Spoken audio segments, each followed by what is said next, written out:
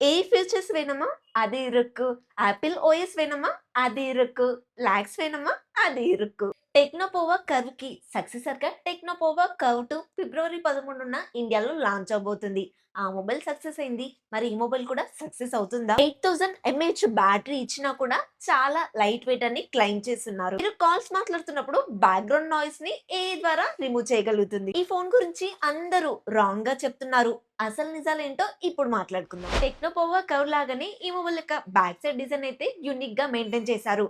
Transparent ఏం లేదు కానీ లైన్స్ ఇంకా గ్రాఫిక్స్ అయితే మెయింటైన్ చేస్తున్నారు. ఈసారి ఈ మొబైల్ లో వాడిన కొత్త ఫీచర్స్ విషయానికి వస్తే మనం కాల్స్ మాట్లాడుతున్నప్పుడు బ్యాక్గ్రౌండ్ నాయిస్ ఉంటది కదా, అది అవతల వాళ్ళకి వినిపించకుండా ఏఐ నాయిస్ రిమూవర్ అయితే యాడ్ చేశారు. మీకు మొత్తానికి మొత్తం నాయిస్ రాదు అని కాదు కానీ కాస్త తగ్గుతుందని దీని ఉద్దేశం. ఈ బడ్జెట్ లో ఇతర బ్రాండ్స్ అన్ని కూడా 14 5G బ్యాండ్స్ వరకు ప్రొవైడ్ చేస్తుంటే ఈ మొబైల్ లో మాత్రం 20+ 5G బ్యాండ్స్ ప్రొవైడ్ చేస్తున్నవని హైలైట్ చేసుకుంటున్నారు. ఈ మొబైల్ లో 360 డిగ్రీ యాంటీనా ఉండడం వల్ల సిగ్నల్ ప్రాబ్లం ఉండదని క్లెయిమ్ చేస్తున్నారు. పెద్ద బ్యాటరీ ఇచ్చినప్పటికీ కూడా స్లిమ్ గా ఉంటుంది, లైట్ వెయిట్ గా కూడా ఉంటుంది.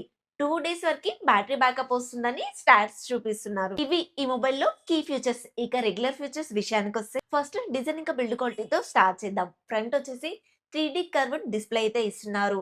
ఇది కాస్త డిసప్పాయింట్ అనిపించింది. ప్రస్తుతానికి వీటిని అయితే జనాలు ఎవరు ఇష్టపడట్లేదు. ఎందుకంటే వీటికి స్క్రీన్ ప్రొటెక్షన్ వేయడం కష్టం అవుతుంది. యూవి గ్లాస్ అయితే ఇంకా దారుణం. గొరిల్లా గ్లాస్ ప్రొటెక్షన్ అయితే వాడుతున్నారు కానీ ప్రస్తుతం ఏ నెంబర్ అనేది మాత్రం ఇంకా బయటికి రాలేదు. చుట్టూ ఫ్రేమ్ అంతా ప్లాస్టిక్ వాడుతున్నారు, బ్యాక్ సైడ్ కూడా ప్లాస్టికే వాడుతున్నారు.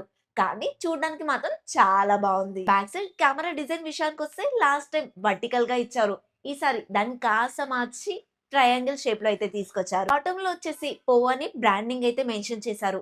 ఇంతకీ ఈ డిజైన్ మీకు ఎలా అనిపించింది? In display finger print censor తో వస్తుంది. డ్యూయల్ స్పీకర్స్ ఉంటాయి. డాల్బీ అట్మాస్ కూడా సపోర్ట్ చేస్తుంది.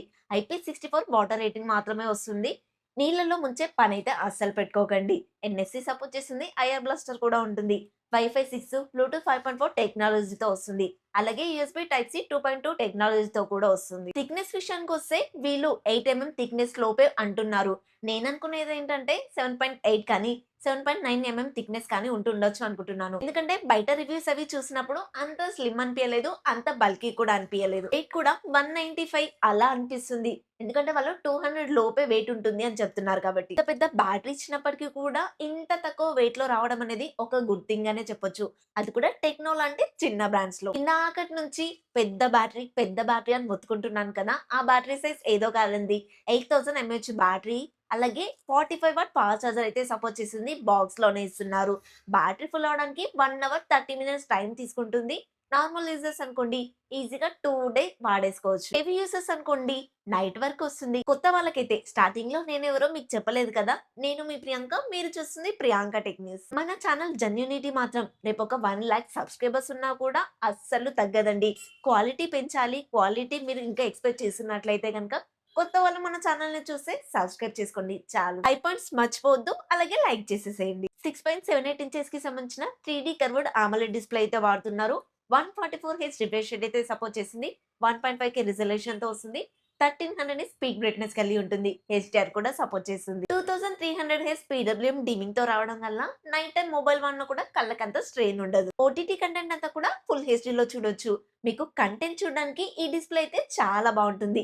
ఎందుకంటే ఎడ్జెస్ కరువు తిరిగి ఉన్నాయి కదా. ఈ మొబైల్ లో డ్యూయల్ స్పీకర్స్ తో పాటు డాల్బీ అట్మాస్ కూడా సపోర్ట్ చేస్తుంది కాబట్టి మూవీ చూసినప్పుడు సౌండ్ క్వాలిటీ బెటర్ గా ఉండడం వల్ల ఓవరాల్ కంటెంట్ చూసినప్పుడు ఎక్స్పీరియన్స్ బాగుంటుంది. కర్వ్డ్ డిస్ప్లే ఇవ్వడం వల్ల ఒకే ఒక ప్రాబ్లం అండి.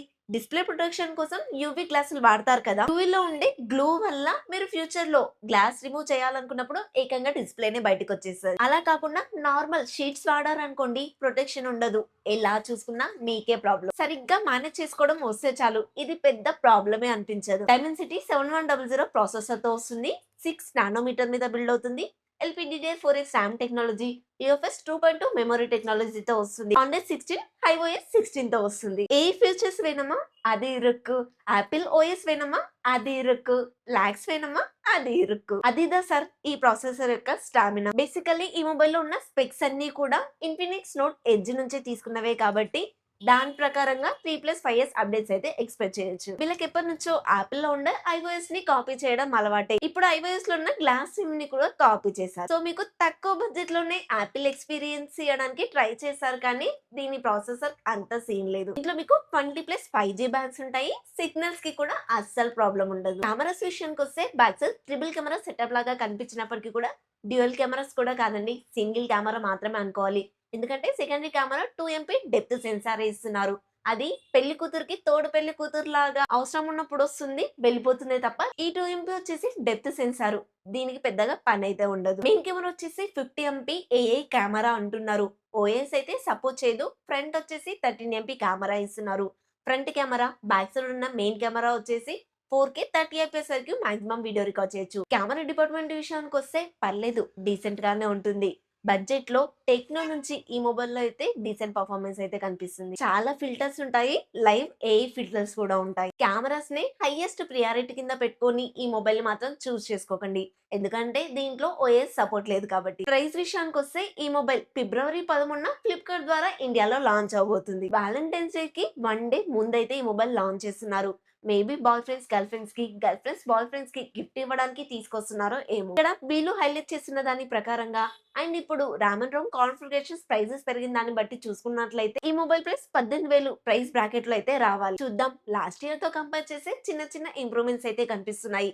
మరి ప్రైస్ కూడా లాస్ట్ ఇయర్ తో కంపేర్ చేస్తే చిన్నగా పెంచుతారా, పెద్దగా పెంచుతారా అనేది. ఫైనల్ గా ఈ మొబైల్ కి సంబంధించిన స్పెక్స్ అన్ని కూడా స్క్రీన్ పైన ఇస్తున్నాను. ఈ మొబైల్ యొక్క స్పెక్స్ కి ఈ మొబైల్ ప్రైస్ ఎంత పెడితే బాగుంటుంది అంటారో కమెంట్ లో చెప్పండి. ఈ వీడియోకి అయితే ఇంతే ఫ్రెండ్స్. ఈ వీడియో అయితే మీకు నచ్చిందని అనుకుంటున్నాను. నచ్చితే తెలుసు కదా, లైక్ చేయండి. కొత్త వాళ్ళు మన ఛానల్లోకి వస్తే కనుక సబ్స్క్రైబ్ చేసుకోండి. హైపన్స్ ఇవ్వడం అస్సలు మర్చిపోద్దు. వీడియో నచ్చితే లైక్ చేసేసేయండి. నెక్స్ట్ ఇంకొక కొత్త ఇన్ఫర్మేటివ్ వీడియోతో మీ ముందుకు వస్తాను. Until then bye by.